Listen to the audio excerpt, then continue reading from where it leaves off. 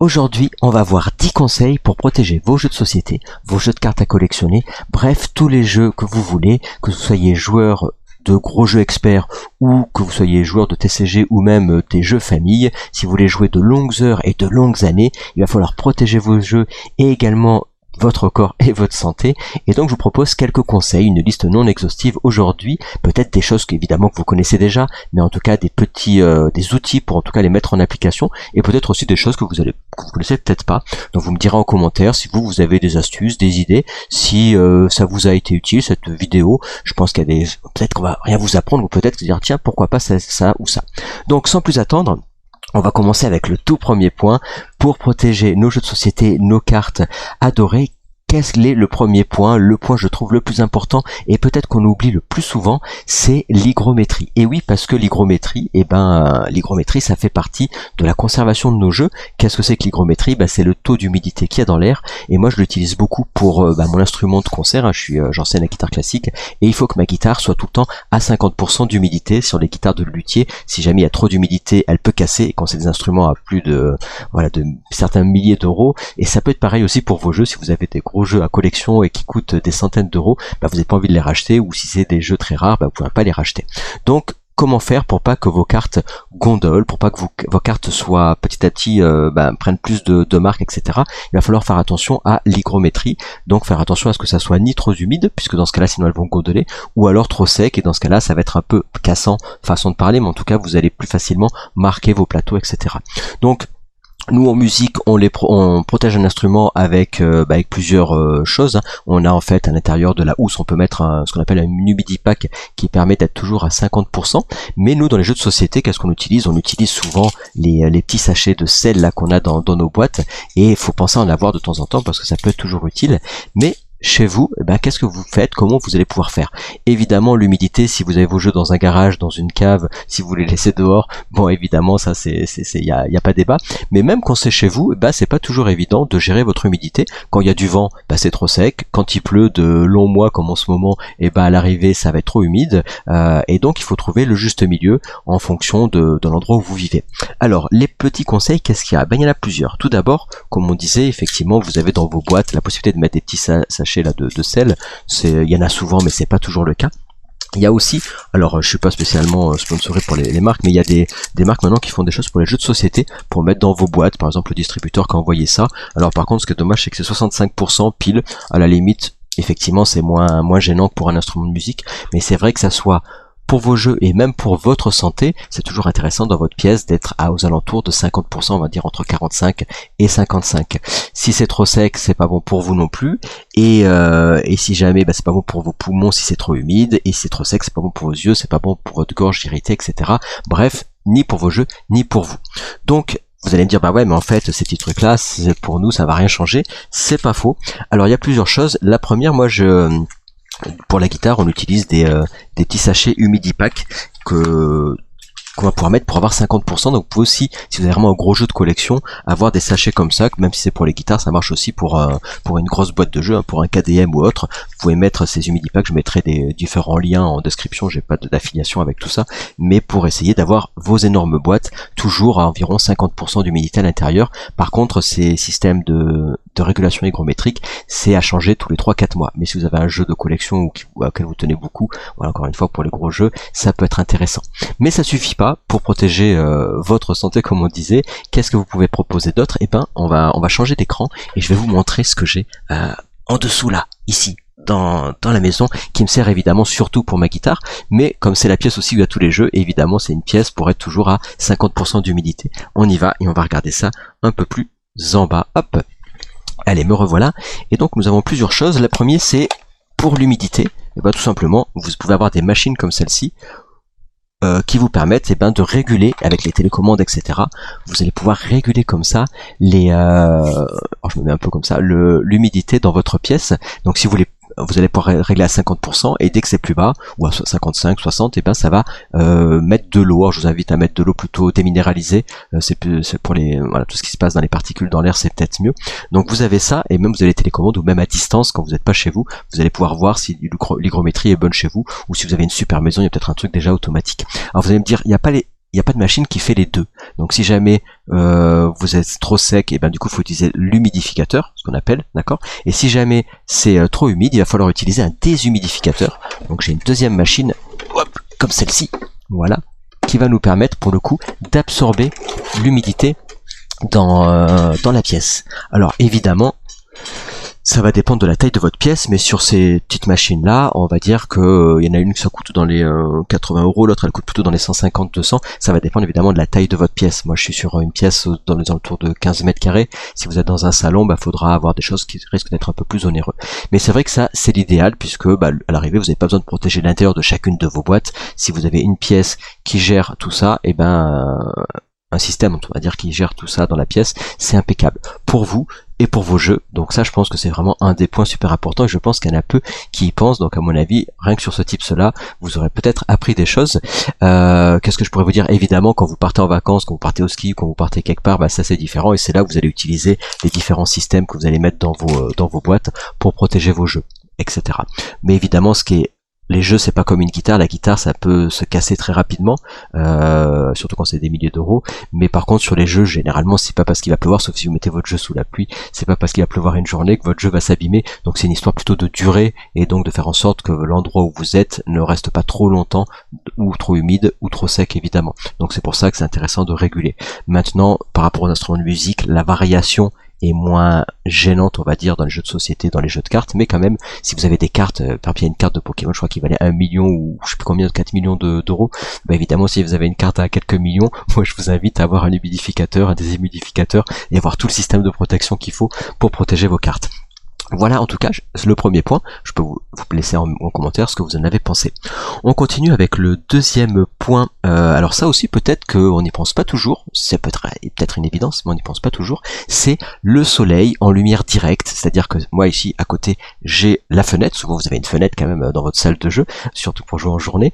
Et ou en tout cas si vous en avez pas, c'est vrai que bon, on a les lumières, donc là il n'y a pas de problème. Mais sinon, quand on a une source de lumière extérieure, c'est-à-dire le soleil, et ben souvent on n'y fait pas attention. Le soleil vient taper un moment donné dans la journée sur votre fenêtre ou votre porte vitrée, peu importe, et vous avez des jeux dans votre Kallax, dans votre boîte de rangement en face, et donc le soleil tous les jours va venir taper sur vos jeux, et à un moment donné ça va venir décolorer en fait vos boîtes, vos illustrations, ça va venir ternir les illustrations, déformer même certains plastiques, décolorer tout ça, et donc et ben il faut éviter évidemment de mettre vos jeux pile l'étagère en face de la source de lumière, évidemment, ou alors si c'est pas possible pour vous, moi c'est ce que j'ai fait, c'est que j'ai pris tout simplement des rideaux occultants, et donc s'il y a trop de soleil, et ben vous pouvez mettre les rideaux. Alors c'est un peu dommage de vivre dans la nuit quand il fait jour, mais voilà, il y a plusieurs options en tout cas. En tout cas, c'est clair et net. Là, j'ai pas d'exemple, mais j'avais vu par exemple une de mes boîtes de jeux, un de mes jeux Stigmaria qui était toujours posé au même endroit avec le soleil, et les illustrations, et pas que Stigmaria, toutes les illustrations sont beaucoup plus blanchies, on va dire, et ça peut clairement, ça, vous pouvez avoir des gros soucis comme ça, sans s'en rendre compte, abîmer un énorme jeu ou une carte d'ailleurs, qui peut valoir plusieurs centaines d'euros, et ça serait dommage de les abîmer alors que vous faites attention à vos jeux.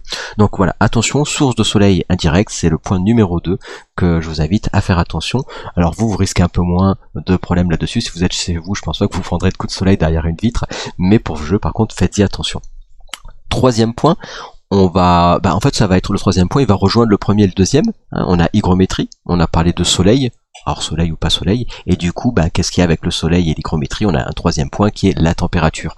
Donc ça va aussi, vous allez me dire, la température et l'hygrométrie ça peut être lié, mais malgré tout, si vous êtes dans un endroit où il y a beaucoup de chaleur à côté d'un chauffage et d'une source de chaleur forte, même si vous gérez l'hygrométrie, ou si c'est une pièce qui est très froide, et ça peut déformer vos boîtes, ça peut gondoler vos plateaux si c'est une source de chaleur, donc il faut faire attention. C'est pareil si vous mettez vos jeux, ou vous mettez des cartes sous sachets. Ça m'est arrivé une fois, ça, j'avais mis tout dans des sachets pour ranger, pour ranger les jetons ou pour ranger les cartes dans des sachets plastiques. Ça nous arrive souvent, ça. Je parle pas des sleeves, des sachets plastiques. Vous arrivez dehors en plein été, et en fait la chaleur peut faire de la condensation, et à l'arrivée peut faire de l'humidité aussi, et à l'arrivée donc trop de chaleur ça peut provoquer des choses, et trop froid aussi.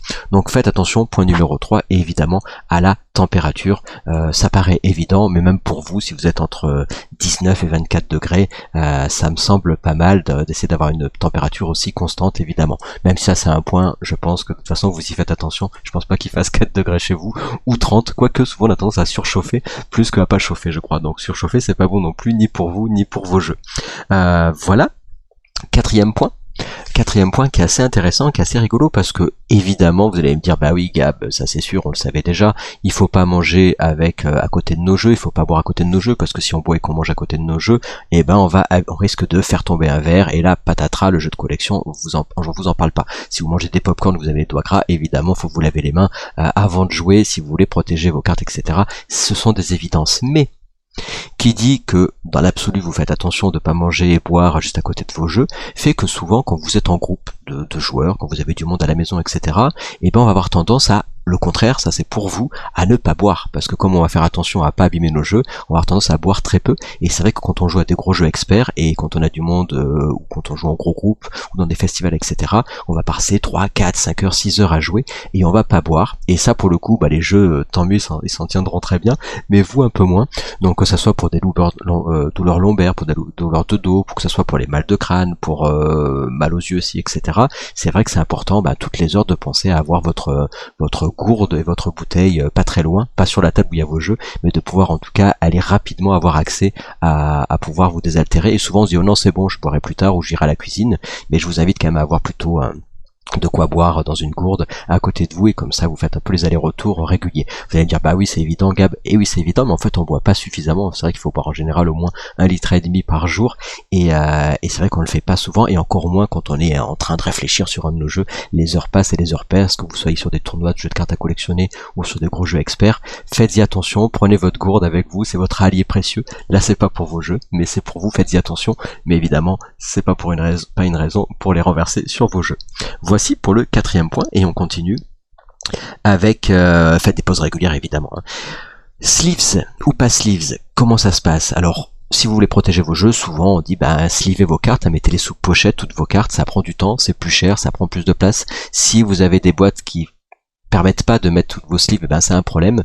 Si vous n'avez pas le temps ou pas l'envie, ça s'entend aussi. Moi c'est vrai que je le fais pour les jeux de cartes à collectionner, mais je le fais pas pour tous les jeux de société, donc ça va dépendre un peu de vos envies, mais évidemment si vous sleevez, bah ça protège les cartes de l'humidité, de plein de choses, ça fait pas tout non plus, attention, hein. Mais c'est vrai que c'est une protection supplémentaire qui est assez intéressante, même si ça prend beaucoup plus de place.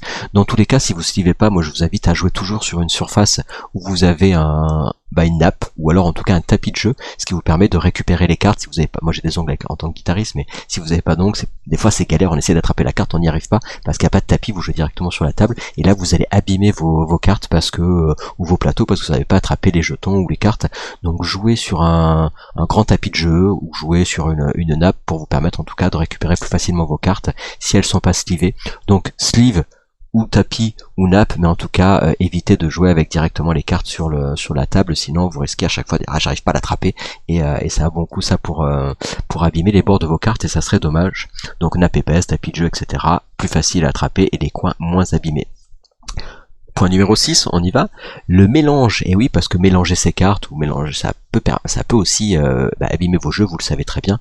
Donc tout ce qui est avec les mélanges où on tord les cartes, évidemment c'est pas bon. Quand vous allez faire le shuffle, si jamais ça peut les abîmer si elles sont pas sleeve, hein. À chaque fois qu'on mélange, c'est pour ça que souvent on se dit bon bah dès que je mélange les cartes, je vais avoir tendance à les sleever, les protéger. Mais vous pouvez tout simplement, comme en jeu de cartes à collectionner sur les gros tournois, on dit de faire des piles. Vous mettez une carte, puis une autre, et en fait vous mettez comme ça 4 ou 5 cartes les unes à côté des autres, et à chaque fois vous allez rajouter des cartes, vous allez faire des piles de cartes en fait, et comme ça vous permet de mélanger vos cartes en faisant des piles, puis vous récupérez tout, vous faites deux fois plusieurs piles, et ça vous permet de mélanger vos cartes sans avoir besoin de de shuffle et d'abîmer un peu les bords si jamais elles sont pas sleevées.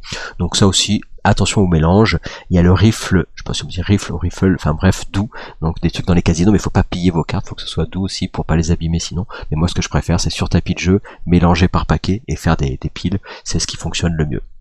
Point numéro 7, chez vous en général vous les abîmez pas trop vos jeux, mais dès qu'on arrive, on doit aller chez un copain pour amener un jeu, dit tiens c'est parti, je vais prendre ma boîte de Kingdom Death Monster ou un Stress Pass Odyssey ou même des jeux de cartes à collectionner, on s'en va, et dès qu'on part de la maison, c'est là où vous pouvez abîmer vos jeux, parce que du coup ils vont se cogner, parce que vous allez les faire tomber, ou parce que évidemment vous les prêtez, etc. Donc le transport, c'est un des points aussi où vous pouvez évidemment y faire moins attention. Donc ça paraît évident, mais si vous mettez vos jeux dans un sac souple, évidemment ils vont bouger, il faut toujours mettre vos gros jeux dessous, et puis après après, plus les jeux sont petits, plus vous les mettez au-dessus pour éviter que ça les écrase et que ça les abîme. Ça reste des évidences, mais des fois, quand on est pressé, on n'y pense pas toujours. En gros, avoir plutôt un sac rigide, et après, pourquoi pas, donc sac solide, gros jeu au fond, petit jeu au-dessus, et les caler, pourquoi pas avec un pull ou caler avec des trucs, etc. Ou en tout cas, pour éviter que ça se casse aussi, des fois c'est mince le sac qui s'est cassé, vous prenez 2 sacs pas trop lourds, ça vous évitera aussi de vous faire mal au dos, donc prenez soin aussi de votre dos. Il y a aussi des choses qui existent, comme celui-ci, hein, c'est par exemple, moi j'ai voilà des sacs exprès, jeux de société, et qui vous permettent de ranger vos jeux. Donc là vous avez, là c'est dédié, hein, c'est des sacs dédiés à ça, où là vous avez, alors est-ce que je vais vous le montrer là, voilà, et donc là vous allez avoir directement en rigide, il y en a plein des sacs comme ça qui existent, où vous allez avoir des rangements pour mettre tous vos jeux, même des gros jeux, et après vous allez pouvoir les porter comme ça, en sac à dos par exemple. Donc ça, il existe plusieurs systèmes de rangement, et c'est pas mal quand même pour transporter vos jeux, ça évite que malheureusement vous avez tout fait comme il fallait à la maison, et que ça se casse pendant les transports. On continue avec le huitième point qui est le rangement horizontal ou vertical. Alors vous allez me dire oui Gab, alors c'est vrai que moi j'ai tendance plutôt à faire tout de façon horizontale, hein, donc les jeux les uns au-dessus des autres, mais si vous avez des gros jeux au-dessus des petits jeux, alors est-ce que j'ai des exemples, je sais pas, mais vous pouvez les abîmer si jamais à force vous avez des gros jeux qui vont écraser les jeux qui sont dessous. En tout cas les boîtes peuvent avec le temps peut-être s'abîmer. Maintenant ça reste assez anecdotique, mais bon, faut y faire quand même attention, voilà. Et sinon on pourrait se dire bon du coup mes gros jeux je les mets plutôt à la verticale, et les jeux qui sont moins lourds je les mets à l'horizontale, mais après c'est le problème du rangement à l'intérieur, et c'est là qu'il faut penser à avoir des systèmes de rangement, des inserts comme on dit, pour pas que quand vous mettez vos jeux à la verticale tout se casse la gueule. C'est un peu le problème, c'est que du coup moi j'aime pas trop la verticale parce que tout se casse la figure, et à l'arrivée vous abîmez vos jeux parce que c'est le bordel à l'intérieur. Donc faut trouver un compromis, tout dépend si vous avez ou pas des inserts à l'intérieur, mais en tout cas horizontal plus stable, le matériel bouge pas, vertical c'est plus pratique mais ça nécessite un insert. Et voilà, donc peut-être gérer un peu les deux pour que vos jeux soient ok dans vos ludothèques. Là on parle pas du côté est-ce qu'on aime ou pas parce que c'est beau ou pas beau, vertical ou horizontal. Neuvième point, et un des points les plus importants, c'est évidemment votre posture de joueur, c'est-à-dire si jamais j'ai la table, alors pour moi comme je suis un peu petit, il faut pas que j'ai la table trop haute avec les épaules comme ceci, ou alors si vous êtes trop grand, avoir du coup se retrouver à avoir le dos penché vers le bas et regarder vos jeux. Souvent comme on regarde vers le bas et on a mal au cou parce qu'on a passé 3 heures à regarder vers le bas, donc votre dos, votre cou, la direction avec vos yeux, ça c'est vraiment important. Et également la luminosité, parce que si vous avez moi je vous invite à avoir une lumière de dessus et plutôt blanche. Si c'est une lumière jaune on voit moins bien, et s'il commence à y avoir des ombres sur les côtés, plus il y a d'ombre et moins on voit, et c'est là où on va commencer à forcer avec les yeux, et du coup pouvoir avoir mal au crâne aussi, et avoir des mauvaises postures, et se regarder un peu n'importe comment, se tortiller. Donc en gros faire attention à, pourquoi pas, alors moi par exemple dans ma posture, moi quand je joue au jeu de société, j'ai un repose-pied parce que je suis pas très grand, donc ça me permet d'avoir les genoux à la perpendiculaire, hein. Et ensuite je vais avoir des accoudoirs. Donc ici je sais pas si on le verra, mais en gros voilà, ici j'ai les accoudoirs pour que en gros au niveau des épaules ici je sois pas comme ça ni comme ça, et comme ça quand je joue j'ai la posture qui est correcte. Donc que ça soit au niveau du dos, j'ai un coussin aussi dans le dos, donc là évidemment faut avoir la bonne chaise. Souvent on joue avec une chaise en bois un peu à l'arrache, les joueurs galériens, mais c'est vrai que si vous jouez de longues heures etc chez vous, c'est vrai qu'on film surtout, et il faut essayer d'avoir le bon, tout ce qu'il faut. Donc le coussin, les accoudoirs, le repose-pied, ce qui est important, attention pour les douleurs lombaires, à la nuque, etc. Les longues sessions, évidemment, c'est pas bon non plus. Donc, qu'est-ce qu'il faut faire? Essayer de faire un peu des pauses, et surtout, il y a, nous en musique, on utilise le coussin triangulaire. Vous pourrez regarder sur internet, c'est des coussins qui vous permettent d'être légèrement un peu vers l'avant, et c'est plus intéressant, pour pas être cambré, etc., d'être légèrement vers l'avant, et donc ces coussins sont intéressants sous vos fesses pour travailler sur vos lombaires, etc. Donc, je vous invite à regarder les coussins triangulaires, les coussins de posture. On avait fait un travail avec le kiné du musicien et posturologue, c'est intéressant. Donc ça aussi, ça peut être sous vos fesses, intéressant d'avoir les coussins qui corrigent un peu la posture, ça peut être pas mal. Moi je vous invite à faire des petits exercices comme celui-ci tous les jours si vous voulez. On peut se mettre un peu ici, c'est toujours intéressant pour vous. On est là, et de temps en temps faites des pauses toutes les 5 toutes les heures, et puis c'est intéressant de fléchir un peu les genoux. Alors on fait ça, moi je faisais en faisant du sport à haut niveau pendant 8 ans, c'est intéressant aussi de faire ça, et de venir descendre vers le bas, un peu comme en gym, mais pour le coup pas les jambes tendues, et je viens descendre avec la tête relâchée vers le bas, et je vais expirer en descendant. je vais descendre très très lentement, et l'idée dans la descente, ça va être de sentir en fait dans la colonne vertébrale que petit à petit ça se relâche, on va vers le bas, on descend, on souffle bien, on reste quelques 10 secondes en bas, on inspire, on remonte très lentement pour essayer de délier un peu toute la colonne, et on va faire ça 2-3 fois, et ça va permettre aussi de travailler sur la posture et pour pas être toujours dans le même sens. Donc c'est vraiment important ça aussi de gérer sur cette posture là, et ça va un peu avec mon point numéro 10, parce qu'on va enchaîner avec le dernier point qui est faire des pauses assez régulières et les contre-postures. Les étirements c'est pas toujours bon, mais les assouplissements et les contre-postures, je suis comme ça. En instrument de musique ou dans le sport à haut niveau, on fait beaucoup. Je vais faire des assouplissements. Assouplissements, ça veut dire je reste pas longtemps, je tire pas au maximum, mais j'assouplis, c'est-à-dire sur 15 secondes, dans une posture inverse sur ce que j'ai l'habitude de faire. Si je suis comme ça, bah évidemment, je vais faire une contre-posture pour le dos, et ça va être intéressant après avoir joué de gérer sur les contre-postures et les assouplissements sur des phases assez courtes, on va dire 15-20 secondes, c'est pas mal, et de pas aller sur les extensions au maximum, ça devient des étirements, et les étirements, c'est pas spécialement bon, même en sport à haut niveau, les étirements, c'est il y a des pour et des contre, hein, mais il y a des bas, tout le monde n'est pas toujours du même avis, donc plutôt des pauses régulières, des contre-postures et des assouplissements, mais sans aller dans les extrêmes, et ça aussi, pour votre dos, il vous remerciera, pour vos lombaires, votre nuque, vos genoux, pour tout, ce sera intéressant. Et puis évidemment, si vous faites un peu de sport, vous allez juste marcher un peu tous les jours, ça vous fera du bien aussi pour pouvoir jouer jusqu'à 90 ans et plus. Petit bonus final pour terminer cette vidéo, c'est les odeurs. Si jamais vous êtes collectionneur, bah faites attention évidemment de ne pas avoir vos jeux qui sont dans une cuisine, dans un endroit humide. Si jamais il y a des fumeurs par exemple, bah peut-être pas fumer dans l'endroit où vous avez vos jeux, sinon vos boîtes vont prendre l'odeur du tabac, ça sera pas terrible. Donc pièces aérées, évitez la fumée, les cuisines, etc. Donc tout ça, ces conseils, ça paraît peut-être évident, mais des fois on les applique pas toujours, et pourtant quand on joue des heures et des heures, et ben ça change tout pour nos jeux et pour notre corps.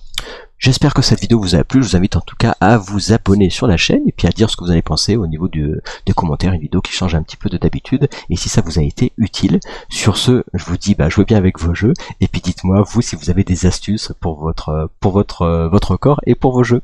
Allez, à bientôt, bye bye.